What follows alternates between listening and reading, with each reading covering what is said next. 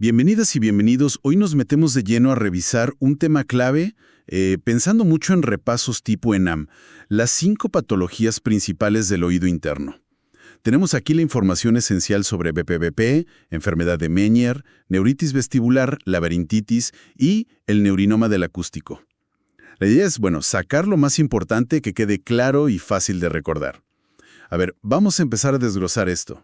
Precisamente. Vamos a ver de cada una la definición, qué la causa, cómo se presenta, las claves para diagnosticarla y cómo se maneja. Y es fundamental saber distinguirlas porque, mira, aunque comparten síntomas como el vértigo, la verdad es que su origen y tratamiento son muy distintos. Arranquemos entonces con la más frecuente, ¿no? El BPPB, el vértigo posicional paroxístico benigno. La definición clave que sale de las fuentes es vértigo súper corto, o sea, segundos, menos de un minuto.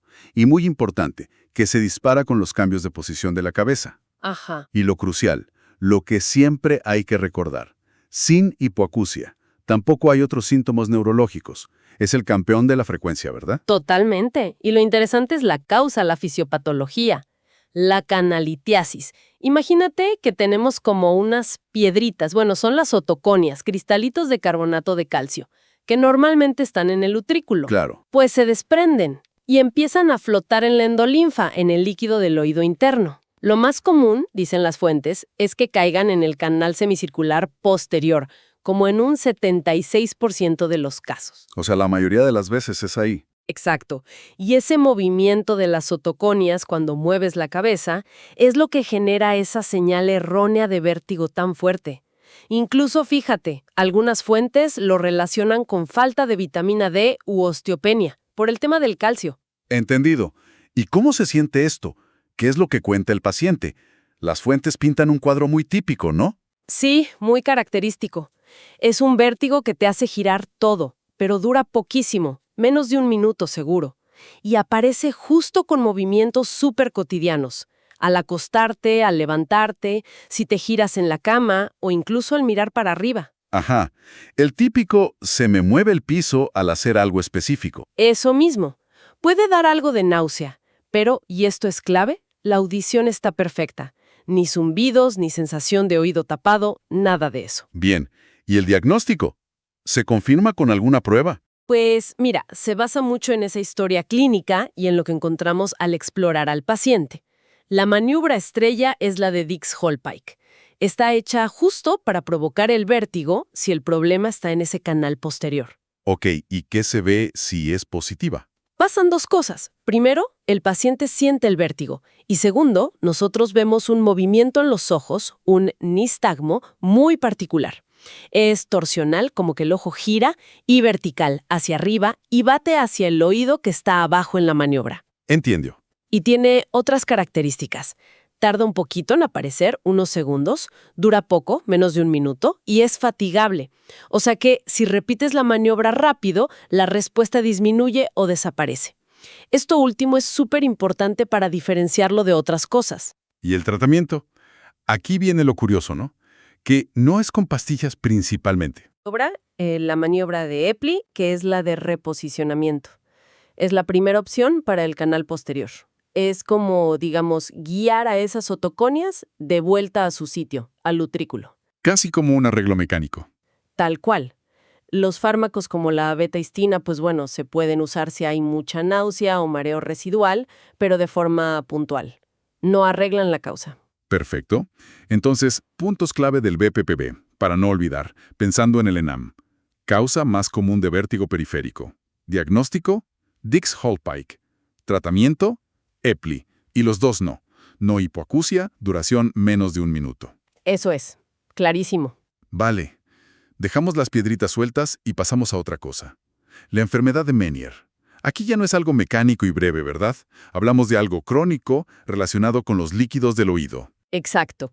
El concepto clave aquí es el hidrops endolinfático. Hay como un exceso de endolinfa, ese líquido dentro del laberinto membranoso.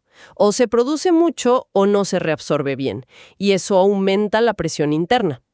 ¿Y eso qué provoca? Pues hay una teoría, la de la ruptura, que explica las crisis. Imagina que la presión sube tanto que rompe pequeñísimas membranas internas, como la de Reisner. Eso mezclaría la endolinfa, que es rica en potasio y tóxica para los nervios de alrededor, con la perilinfa. Y ¡pum! Se dispara la crisis de vértigo y los síntomas auditivos. Y clínicamente esto tiene una presentación muy famosa, la tríada clásica, ¿cierto? Así es, vértigo plus tinnitus, o sea, zumbidos, acúfenos, plus hipoacusia, pérdida de audición.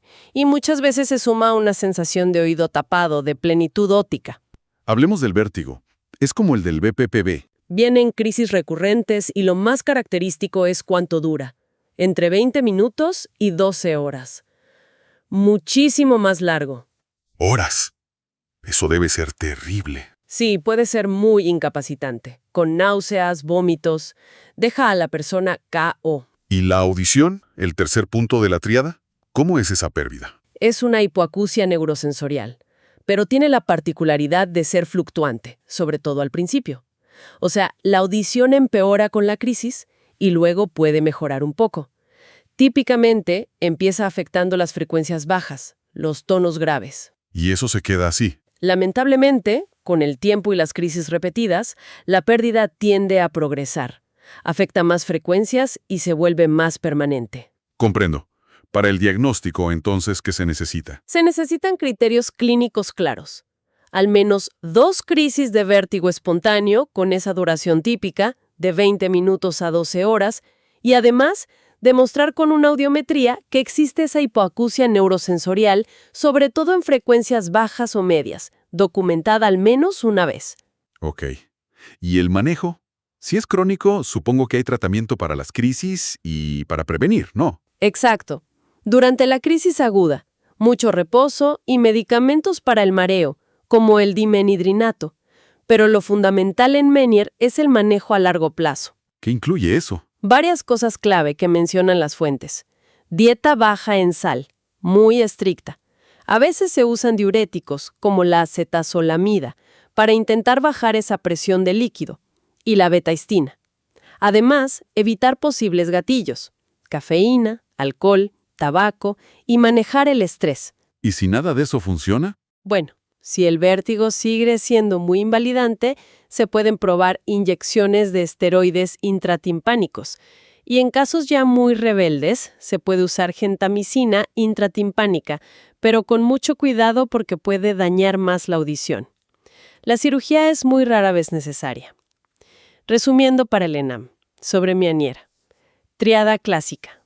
Vértigo, tinnitus, hipoacusia. Duración del vértigo. 20 minutos a 12 horas. Causa, hidrops endolinfático. Hipoacusia, neurosensorial, fluctuante, de bajas frecuencias al inicio. Tratamiento preventivo, dieta sin sal, diuréticos, betaistina. Perfecto.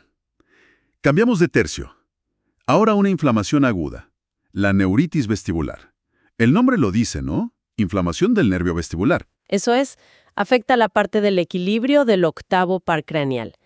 Pero, y aquí está la gran diferencia, clave para el examen, sin afectar la parte auditiva, la cóclea. O sea, vértigo sí, pero sordera y tinnitus no. Exactamente. Si hubiera síntomas auditivos con un vértigo agudo, ya no pensaríamos en neuritis, sino quizás en laberintitis, que veremos después.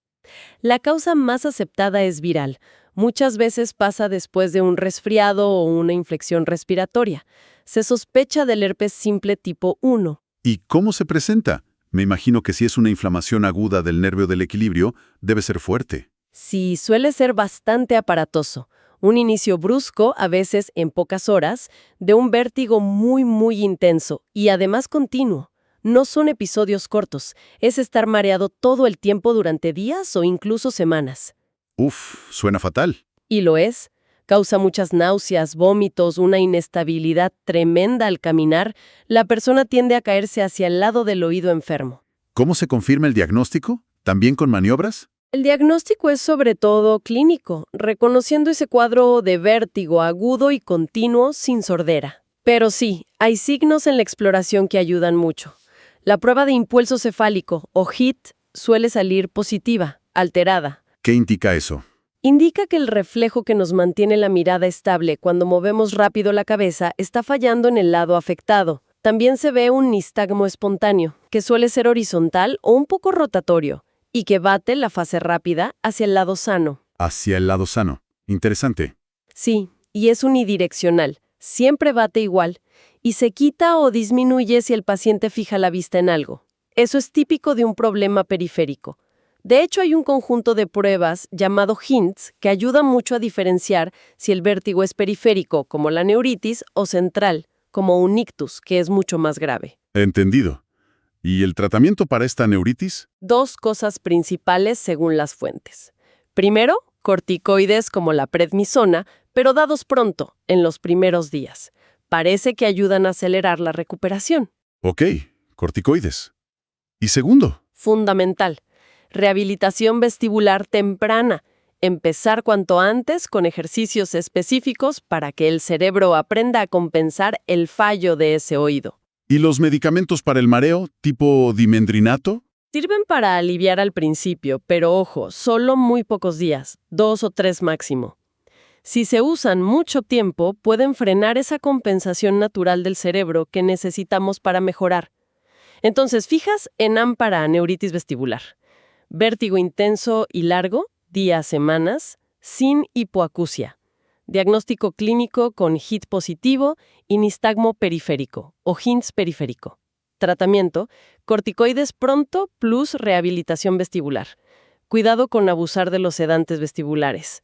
Ah, y un detalle. A veces, semanas después, puede aparecer un BPPV secundario. Buen punto. Vayamos ahora a un cuadro más complicado, la laberintitis, específicamente la bacteriana, la supurativa, que viene del oído medio. Sí, esta suele ser una complicación fea de una otitis media crónica, sobre todo si hay un colesteatoma metido. El colesteatoma, esa especie de quiste de piel que erosiona el hueso, ¿no? Ese mismo. O también puede complicar una otitis media aguda grave. Aquí la clínica mezcla las dos cosas. Vértigo agudo, parecido al de la neuritis, pero esta vez sí hay hipoacusia neurosensorial, y puede ser una sordera importante y muchas veces permanente. O sea, vértigo plus sordera súbita en contexto de otitis. Exacto. Y además suelen estar los síntomas de la otitis: dolor, supuración, fiebre. Suena grave. ¿Cómo se estudia? Aquí las imágenes son cruciales. Un TAC de hueso temporal para ver si hay erosión ósea, por ejemplo, del canal semicircular por el colesteatoma, y una resonancia magnética con gadolinio para ver la inflamación dentro del laberinto.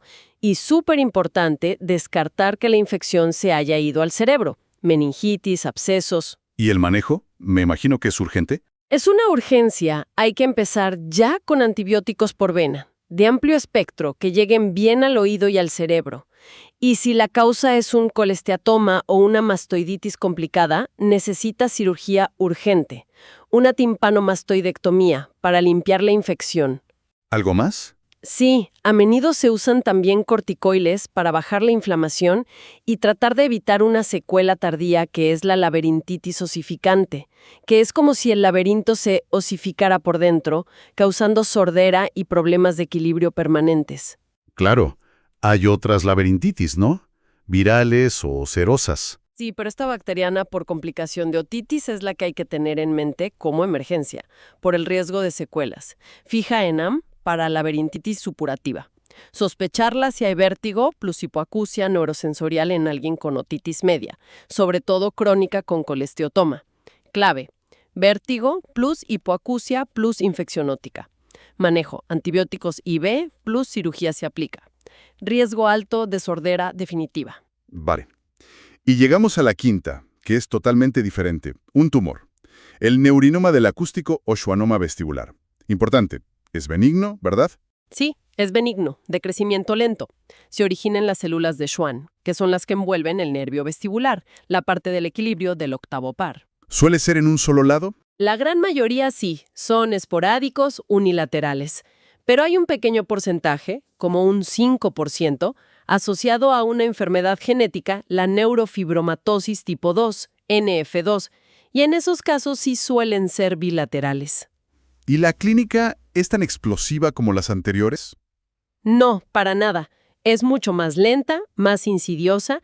El síntoma estrella suele ser la hipoacusia neurosensorial unilateral y progresiva.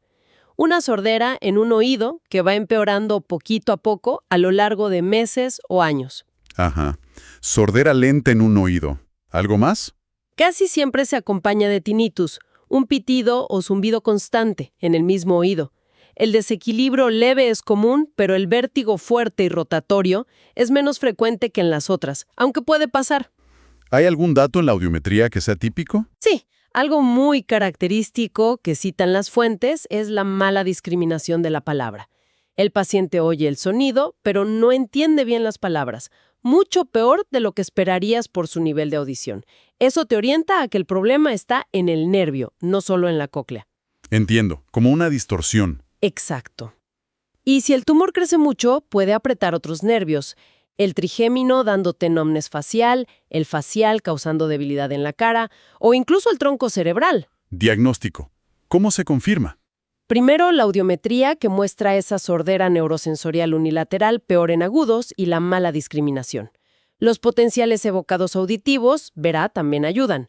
Pero la prueba de oro, la que lo ve sí o sí, es la resonancia magnética cerebral con gadolinio. Detecta hasta los tumores más pequeños. ¿Y el tratamiento? Si es benigno y de crecimiento lento. Depende, se personaliza mucho.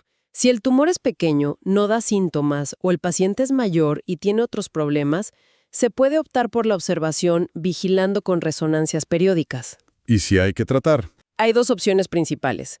Una es la radiocirugía, tipo Gamma Knife. No es cirugía abierta, es radiación muy enfocada para frenar el crecimiento del tumor. Es buena opción para tumores no muy grandes, sobre todo si se quiere intentar salvar la audición. ¿Y la cirugía tradicional? También, la resección quirúrgica, quitar el tumor. Hay distintas formas de entrar, vías de abordaje, y la elección depende del tamaño, dónde esté y si se puede o se quiere intentar preservar la audición, porque algunas vías, como la translaberíntica, la sacrifican seguro. El objetivo es controlar el tumor y salvar la función del nervio facial y, si se puede, la audición. Exacto, ese es el balance. Fije NAM para neurinoma. Sospecharlo siempre ante hipoacusia neurosensorial unilateral y progresiva, más si hay tinnitus y mala discriminación. Prueba de elección, RM con gadolinio. Y si es bilateral, pensar en NF2. Genial. Entonces, para hacer un resumen rápido, súper rápido, de las diferencias clave. Vértigo cortito, 1 minuto, con los movimientos sin sordera, igual BPBB. Eso es. Vértigo de horas, 20 minutos, 12 horas, recurrente, con sordera fluctuante, bajos y tinnitus, igual Menier. Ajá. Vértigo fuerte, continuo, días, sin sordera, igual neuritis vestibular. Perfecto. Vértigo continuo, días, con sordera, a veces fuerte, y signos de otitis, igual laberintitis, la supurativa. Correcto.